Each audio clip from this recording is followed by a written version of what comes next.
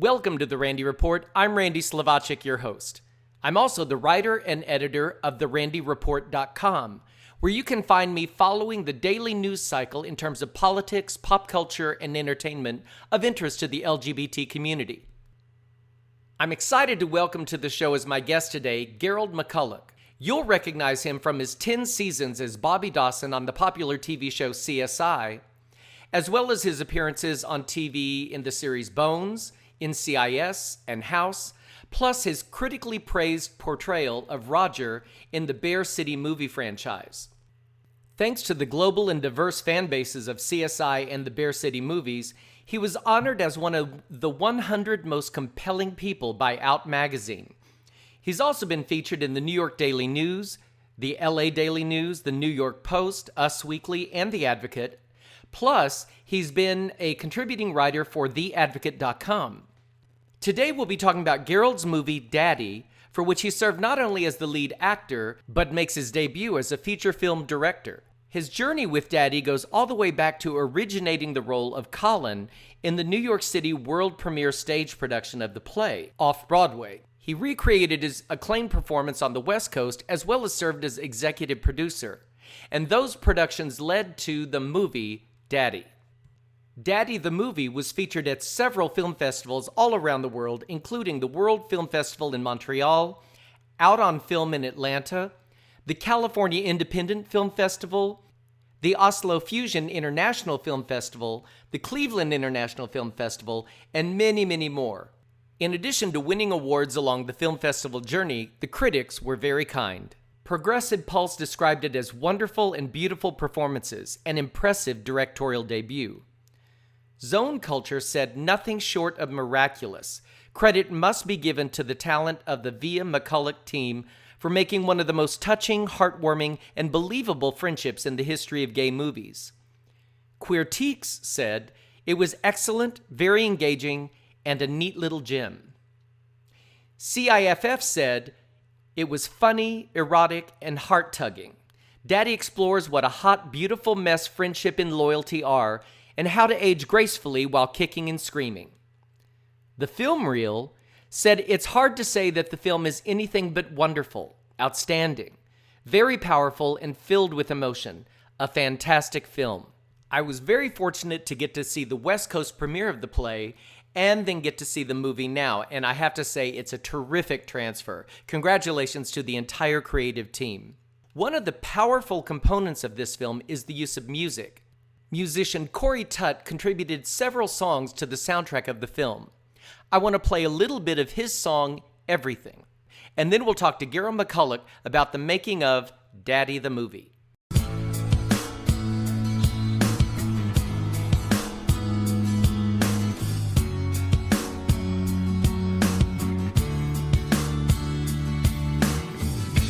Pack my bag, close the door. My hands are open, I'm letting go. Feels like I've been sleeping way too long, and all my time has gone. But I'm still breathing, my heart's still beating, and I am moving on. I got nothing left, but I got everything I need. I got nothing left but this whole world in front of me. I got everything I need. This town feels so small. Gerald McCullough, how are you as I live and breathe? Hello, Randy, my choices companion. Randy and I know each other from doing a musical many years ago with Natalie Portman called Choices. That's why I called you my choices companion. That's how we now get to introduce it. Is, our dear friend Jamie Stern told me that we worked with Natalie Portman, and I'm like, it took me like 7 seconds. It's almost like that moment in The Sixth Sense when you see the twist in the movie and suddenly you play the whole movie back in your head until you figure it out. or maybe like that same moment in Daddy. And I'm going to get to that. See, I already was going to use that. Exactly. And you suddenly go, oh, wait a minute, I'm going to pick this all up. But yeah, the thing with Natalie was Jamie mentioned it, and it took me like 7 seconds in my head to go. I pictured Natalie Portman's face, and I suddenly remembered her as like an 11-year-old in Choices with us, being a three-legged droll, tap dancing droll, which was a creature in this far-off land where you were tortured for not being able to make choices. Anyway, it was an absolutely awesome adventure, though, with you and Jamie and Andrea. Great people, great people. And it was a terrible show, but we sure had a lot of fun times trying to make it work. And here we are on the phone all those years later. Isn't that fabulous? And we are talking about your fantastic movie, Daddy, which I loved. And, you know, I have to... And what's so cool... Go ahead. I'm going to interrupt you, I'm sorry, but what's so cool, what I loved about you getting to see the movie was that you and Jameson and I had our reunion in L.A. when you came to see the L.A. production of the play. The great thing for me in watching the movie was that I saw the film in L.A. I saw you in it. I should back up and say that you created the role of Colin in the world premiere of the play in New York. You took it to the West Coast to L.A., and then after that experience with both productions, you became the executive director and the star of the movie Daddy.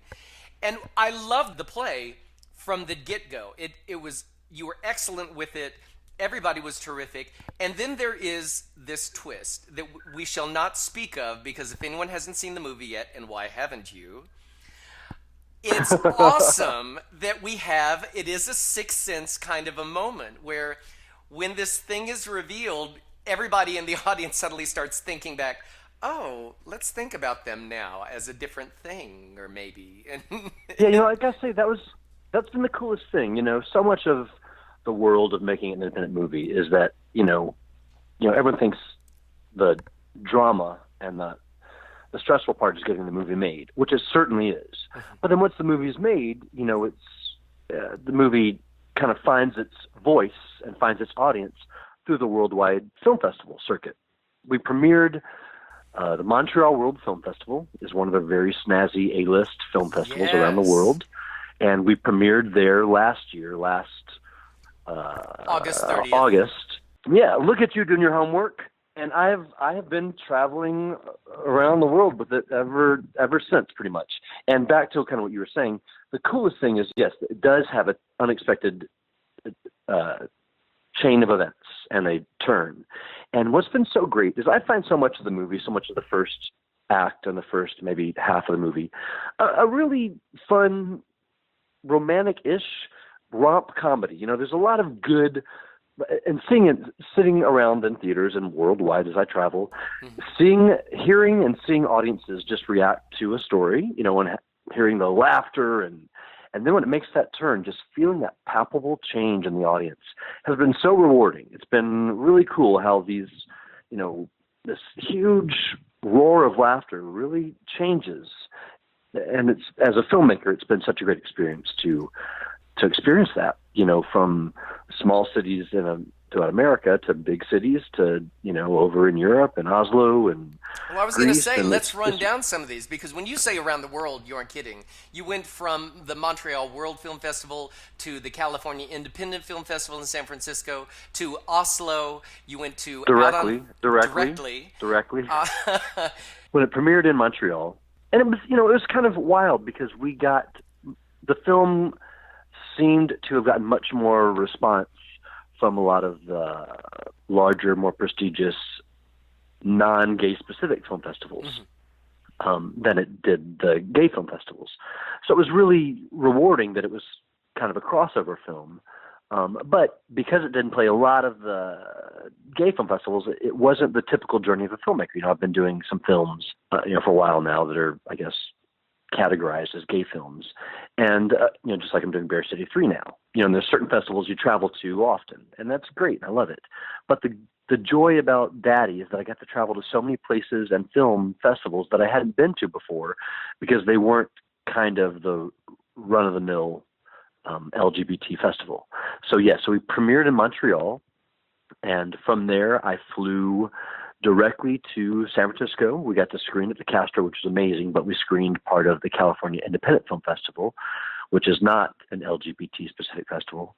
And from there, I flew to Oslo, which was awesome.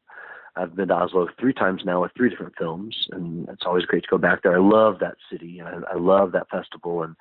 And from there, I went to Berlin, and then I flew to New York. I was picked up in the airport, and I was driven to Pennsylvania, where I started shooting Bear City 3 4 hours later. And then I shot Bear City 3 for 8 days with 1 day off. And on that 8th day, I was driven to JFK to fly to Atlanta, where Daddy screened the next night. And then I went through a year of travels, and oddly enough, Bear City 3 just screened in Atlanta, in the same theater where Daddy screened, exactly a year to the day after Daddy screened. Isn't that funny? Yeah, isn't that crazy? Isn't that crazy? Wow. That's awesome. So it's they crazy really and know you beautiful. at these places, these film festivals. You've I made know. And yes, they do.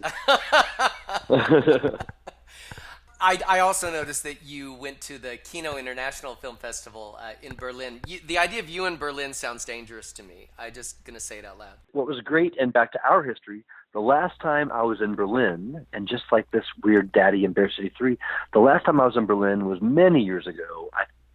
Maybe just after we met or just before we met, I played Jesus in the European tour of Jesus Christ Superstar. Yeah.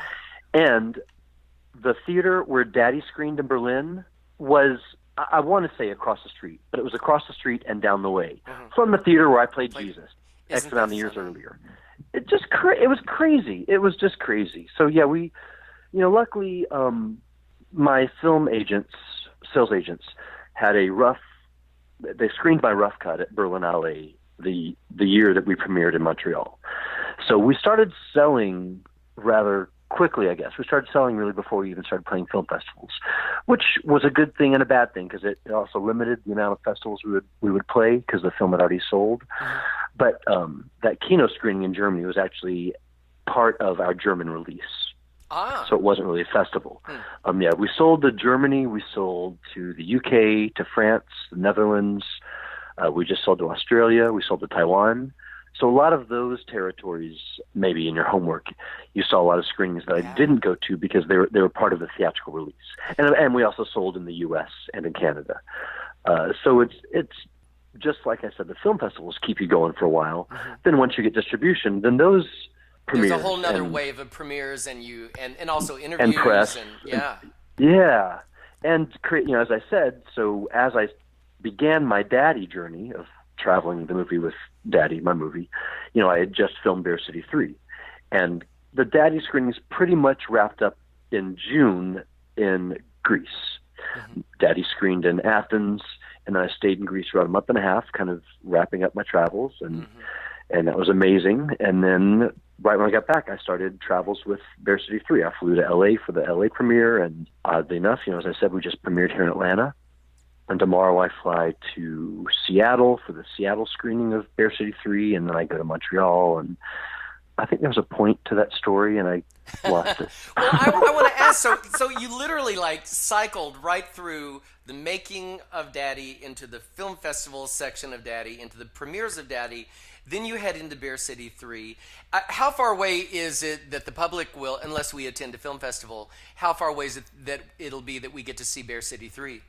Comparing Bear City 3 to Daddy, I think that Daddy was more readily accessible, via iTunes and Amazon, in not only the U.S. and Canada, but the other territories, is because we sold earlier.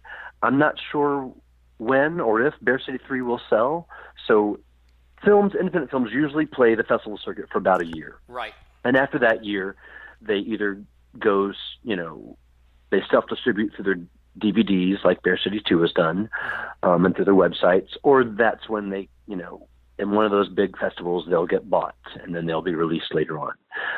So I'm not sure what the future is of Bear City 3 because it's just started the film festival circuit, but it has such a worldwide following that it's playing in, almost every film festival. Last weekend it was in Dublin. As I said, I'm going to Seattle. It'll be in Montreal. It was in Rochester. It was in Atlanta. It was in LA, San Francisco, and I think it'll continue that worldwide circuit. And I imagine it'll be available. I know that Bear City 1 is available on Netflix now. Yes. But I know that it takes a few years for a film to get to Netflix.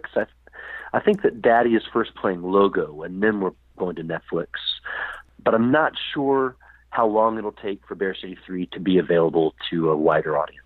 But it will, as I said, pretty much travel to all these film festivals around the world. So hopefully it'll hit everybody at some point. Now, you mentioned being either selling the movie or when it gets released to iTunes and things. Here's a question I don't know the answer to. To get to iTunes even, for instance, if you're in a film that doesn't get a distributor, let's say, does the independent film production company just submit it to iTunes themselves, or do you get there somehow? I know Breaking Glass, who released Daddy, does a lot of LGBT movies, a lot of movies, period. And so I know that's how they got there. But if you don't get if a movie doesn't get a distributor, I don't know. I assume there are other avenues that people can just submit it themselves. Yeah, I don't know. Luckily, with all my independent films, they've either sold or they've already been repped when I participated in them or when I hopped on board to do the press tour and stuff. Mm-hmm. So, and luckily, as a filmmaker, that's something I didn't have to deal with, because actually Breaking Glass attended the Berlinale sneak preview screening of my movie way before we sold it to them. So they were one of our first interested parties. So really, right out of the gate, even before the movie was done, we already had interest in various territories and U.S. distribution, which was a huge weight off my shoulders, but also allowed me to skirt around that issue of, oh shoot, if we don't get distribution, what do we do? So I don't have an answer to that. I'm pretty sure there is a way to go directly to iTunes, but I just don't know what it is. And I imagine now with there being so much content worldwide that they probably do have parameters. Maybe they do only accept things that have been sold or that are pitched to them from distributors. I don't know. I mean, I know they don't accept everything because I know that when Daddy had kind of wrapped up, so Daddy had its theatrical release in LA in April or May. And then we had thought we would go straight to iTunes, but what happened is that, which was an amazing thing for the film, is that every major U.S. cable provider and company opted to program Daddy on demand. So Daddy was available exclusively on demand first for its first distribution window, which our distributors were really happy. I was really happy because that doesn't usually happen with independents. Usually happen with independents, and especially doesn't happen with LGBT, quote unquote, LGBT themed movies. So that was a huge accomplishment and a huge win for the movie, that for our first kind of leg of distribution was that we were available on every US and Canadian cable provider through on demand. And it was a huge win for us. So that was great. And because of that, it allowed things like Amazon and iTunes and, I think Logo's next, and then hopefully then hopefully Netflix. It just was a nice threshold introduction into those avenues, because distribution now, especially with indies, is so different. People just don't go see independent movies in theaters anymore. They do see independent movies at film festivals, and so the distribution landscape for independent movies and even for some studio movies is now very different than it used to be. On demand through cable providers is kind of like the quote-unquote new theatrical release, because that's when you can get the most eyeballs on your film the quickest. It's challenging to get all the major cable providers to program a lot of independent movies. So when they do opt to grab one, it's a huge win. And although it kind of cut out me going to a lot of different premieres and red carpets, it was certainly the avenue that we thought was best to bring the audience to bring the movie to the widest audience possible, as quickly as possible. You mentioned all these different avenues, and I have to say, you mentioned Netflix earlier. I really am impressed with what Netflix does. I'm a huge Netflix fan at this point, because I don't like sometimes I feel trapped by a movie. I have a short attention span, and I feel like it's a commitment to sit down and watch a movie for 2 hours, unless it's something I'm dying to see, which I was dying to see Daddy. But I love Netflix. I'll say this, and I have watched more movies because of Netflix, because one, especially for the LGBT market, they have literally a section of LGBT Yeah, they do. movies. Uh-huh. And I'll say this, one of the great things about Daddy, and I'm not lying, I'm not saying this because I'm on the phone with you. Daddy is a terrific film in and of itself. It's a terrific LGBT film because of its content. And I say that out loud because one of the interesting things about watching films on Netflix is I've caught up with several films that have been pitched to me on the Randy Report over the years, and people have sent me DVDs, and I sometimes don't have time to watch all these things, and people send me press releases about this movie and that movie and this movie. And with Netflix, I've actually caught up with a lot of these movies, and I can say there's some great stuff out there, but there's also, pardon my language, there's a lot of crap too. I hate to say it. But it's like watching the opening round of figure skaters at the Olympics is the way I look at it. And do you know where I'm going with this? Because like when most people watch the Olympics or they watch films like when the Oscars roll around. So they see all of the nominated films for the Oscars, and you think every film ever made is really good because you only watch the ones that are nominated for an Oscar. Like the athletes in figure skating at the Olympics, if you just watch the finals, the gold medal round of figure skating at the Olympics, you see, the top 6 in the world. If one or two people fall, you go, oh, that's such a heartbreaker. But if you watch the opening round with like 36 figure skaters, the top 36 figure skaters, I hate to break it to people, and, no knock to anyone, but, number 35 and 36, they kind of fall a lot sometimes. I don't mean to, and Not purposely. Not purposely, but, they go for it. God bless them. But everybody isn't a gold medal contender in the Olympics in that round. And the same way, I'm applying the analogy to a lot of filmmakers out there. Now, I applaud filmmakers for trying to do their thing, get their vision out there.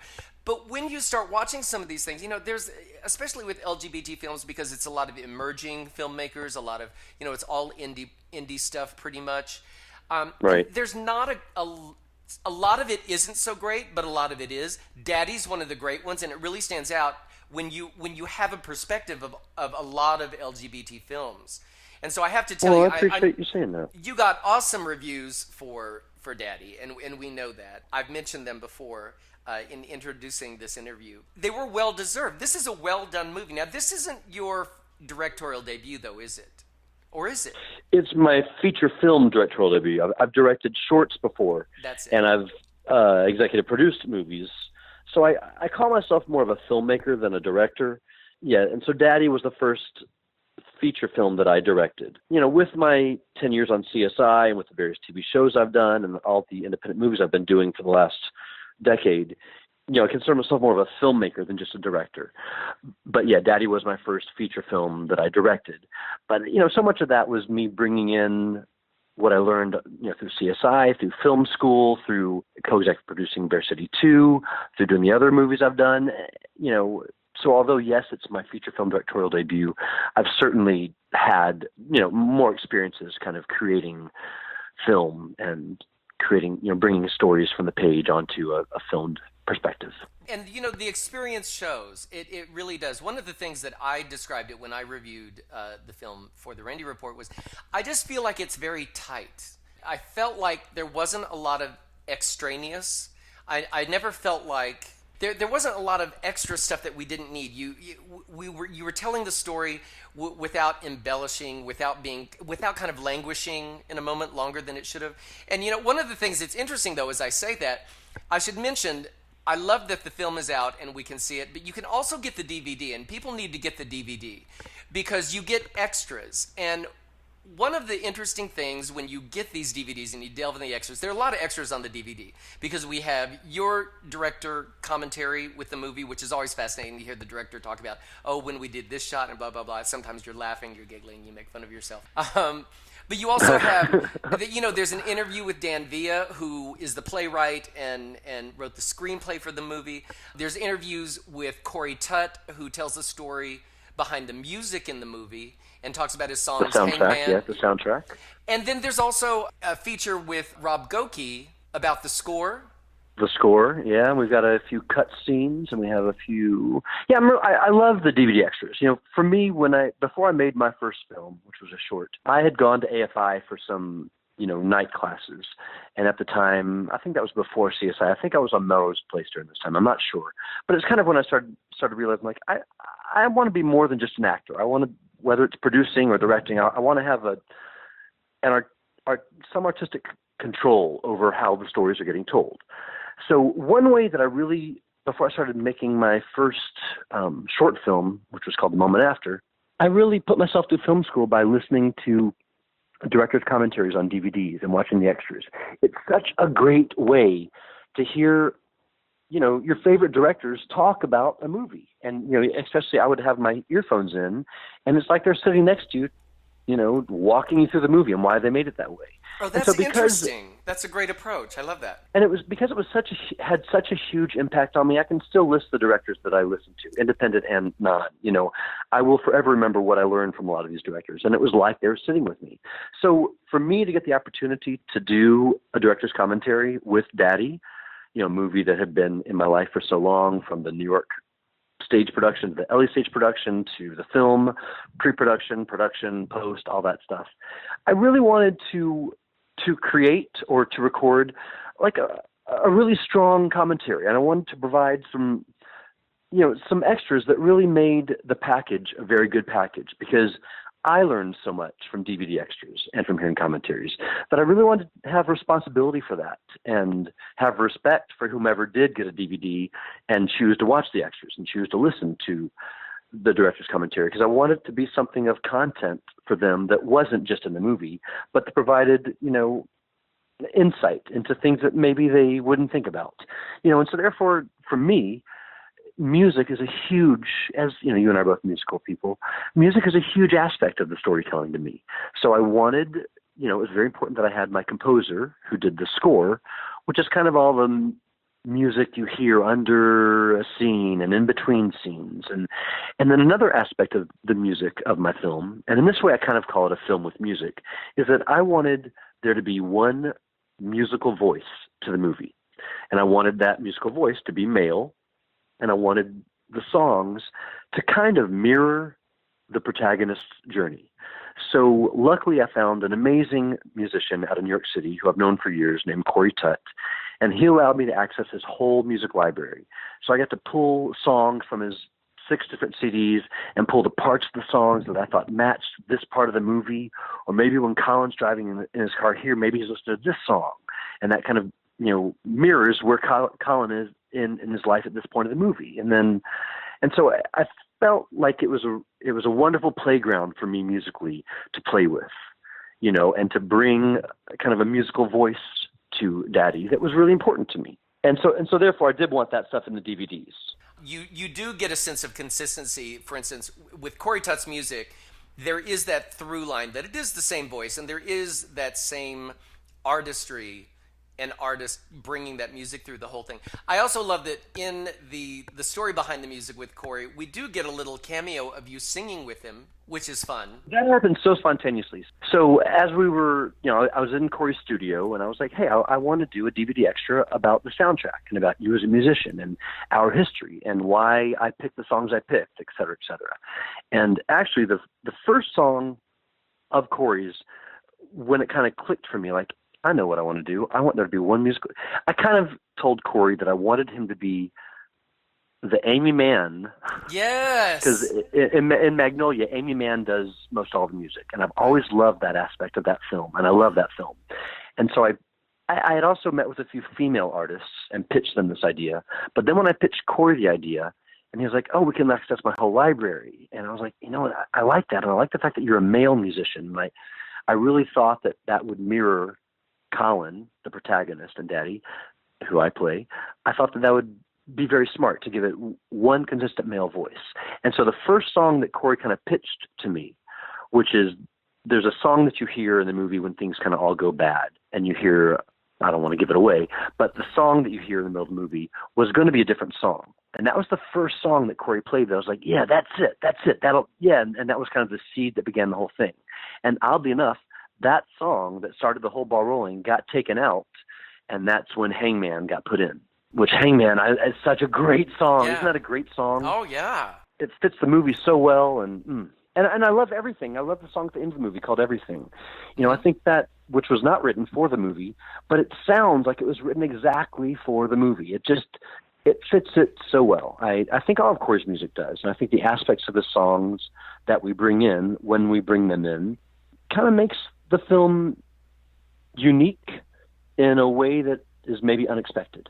I agree. It's its own component that really fleshes out. I don't want to say the background, but a lot of the underlying emotion for the film, and because it is the same musical voice, I think it's terrific. I really do. But so when I was recording that DVD extra with Corey, and because there was that initial song called Goodbye, I believe, that I had listened to so much, thinking that was going to be the quote-unquote theme song of the movie, I knew it so well. I'd been listening to it every day during, filming and post, and then that song got replaced with Hangman. But then when Corey and I were recording that DVD extra, he started playing Goodbye. And the song that was in the movie was almost this one. And he started playing it, and I was like, oh my God, I heard that forever. And then he stopped playing it, and I just started singing off camera, not thinking I'd keep it in there. Yep. And then we played through the whole song as a duet. Neither of us have ever sung before together or had done that. So that is a complete spontaneous moment that makes me so happy that got caught on film. It's one of my favorite things. I've known Corey for many years. We had just had a riot. It was completely unplanned and unexpected, and I love that got captured. Speaking of things, though, that got cut, because one of the other things we get are some cut scenes, some cut moments. And what I found fascinating about this section of the bonuses, some of the things that get cut that you point out, there's a dolly shot that you really loved, but you said it just didn't work with the editing. Yeah. And from my eye, I sat there going, well, I think it's a great looking shot. Why didn't that work? I didn't know it. There was a moment at the end of the film where there was physicality between you and Stu. Yeah. Uh-huh.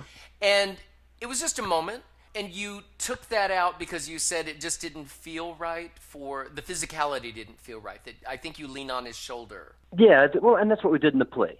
If you notice in the film, there's a lot of mirrors.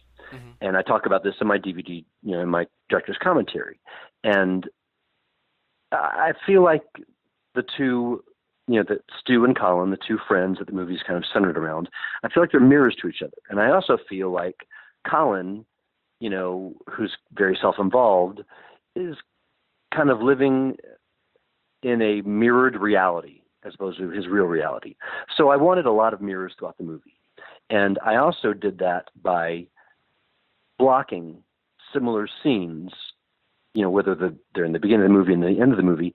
I wanted people to be mirrors in the movie as well, if that makes any sense. So often you'll see, in the beginning of the movie, you will see Stu and Colin on that couch together. And then you see that same visual at the end of the movie, and which is where the play ended. And the play ended with some physical contact, with just being friends, crying on each other's shoulders. And that's the way I directed the ending of the movie. But after we watched the movie, I realized that kind of clouded their relationship a little bit. And I didn't want to do that. The play ended with leaving their relationship kind of open-ended. But the movie ends with it being a fact that these guys are friends and that friends can form their own family in their own way. And Dan and I didn't want to cloud that with hinting to anybody that, and maybe they'll be lovers. We wanted to make a statement like, friends are family, and that's a very strong family unit. And I felt like there being physical contact, and you'll see in the DVD extra, I end up crying on Stu's shoulder. And I thought seeing that muddied the waters of understanding that these two guys are friends. And so I decided to go to an exterior shot and just watch the sunset above, the LA bungalow while they had that conversation inside, quote unquote, off camera. I love that we get those things. I really do, because that's an interesting thought. Yeah, I never know if the thoughts are right. There's that scene that I cut with Tamla and Tamita and me to give some more, I guess, to articulate that time has passed between what we just saw and what we're about to see. Right. And I pulled that out because I just wanted to move the story forward. And a few people that have bought the DVD that send me, messages on Facebook or whatever have said like, oh, I wish that scene would have stayed in, or, oh, I wish you would have, kept the ending the way you initially planned it. But also with independent movies, it's not just me. Even though I'm the director, I don't get to make all the calls. It's kind of there's an editor, there's Dan, there's producers, there's writers, and everyone kind of gets to have a say. So sometimes, even though I may have wanted something sometimes I didn't win the argument. Right. And you got to let that go. You got to choose the battles to fight.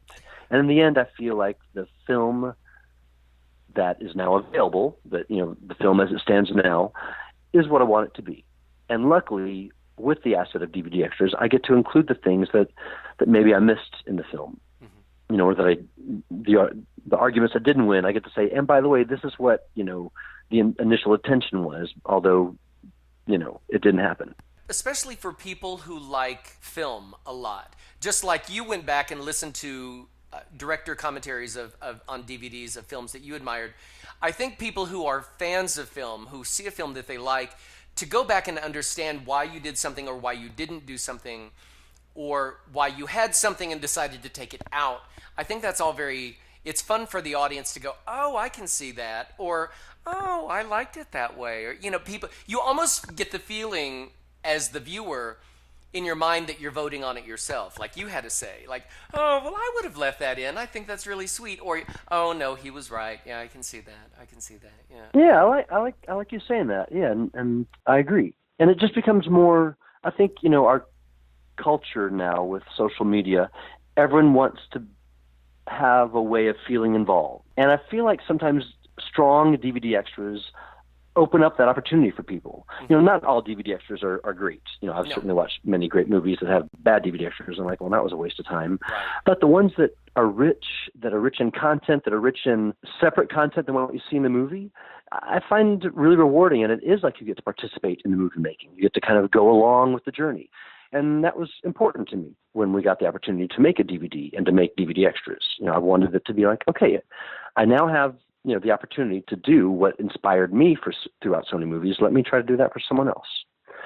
So I appreciate you checking out the extras, because I know that they take time and I know it's a pain in the butt, but I really appreciate you doing that. And I'm so glad you're happy with them. Oh yeah, there's a lot. There's the cutscenes. There's a photo gallery. We get the official movie trailer. We get the Kickstarter video that goes back to the beginning when you're raising funds for it. Yes. So there's a lot. I think a lot of people if they buy the DVD really get a lot of bonuses that if you're a fan of film, you really get something out of this. So I think it's terrific. I really do. I encourage everyone to get the DVD.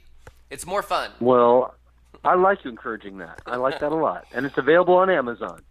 It is available. Now, one thing, I'm curious, this is something I don't know. I do my homework on so many things, but I think I've heard this before and I don't know the answer for sure. On iTunes, if you buy the film, not rent it, if you buy it on iTunes, do you get the bonuses? No, you don't. Just get to watch the movie more than once. You don't get the extras. The DVD extras only come with the purchase of a DVD. Or I'm sure they'll be streaming. I'm sure that someone's going to pirate them and lift them online. I'm sure they'll be available somewhere. Yeah, it's just the physical DVD where you get that. Yeah, which I like. I like that it makes buying of the DVD. It makes it its own special, kind of aspect of the movie. You get a special experience with DVDs that you don't get through streaming or watching on Netflix, and I hope that stays. I hope that continues to kind of support the life of DVDs, because I've always gravitated towards DVDs because of their extras. I think that it makes it a viable entity for an income stream through all movies. Absolutely. And going back to just the idea of you learning something from a director's commentary and different bonuses, listening to bonuses on DVDs, as a filmmaker, learn about making a film yourself that way. I think that's an awfully impressive thing, because a lot of people don't. I think people should go to film school and learn things from a class, and there's a lot to be learned, obviously.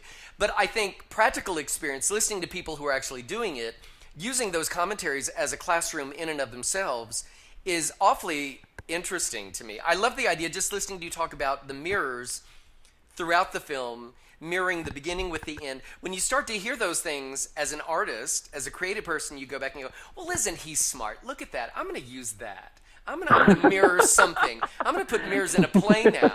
I'm going to start out a play and end it the same way now. I'm going to be like Gerald McCullouch. Well, it's been happening throughout history. Everyone's always been stealing or borrowing from each other. all artists of all sorts. So if people steal some of my ideas, I don't mind at all. I guarantee you someone's going to learn something from that just by listening to your commentary. So I think that's awesome.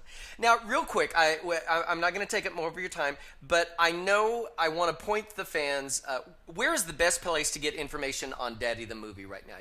What is the website? Well, there's a daddythemovie.com is the website. It's distributed in the U.S. and Canada by Breaking Glass. It's available on Amazon and iTunes. It has a Facebook page, which is Daddy the Movie. And I think probably almost the Facebook page is almost as up to date as the website. And how about Bear City 3? Where can people follow the journey of Bear City 3 until we get to...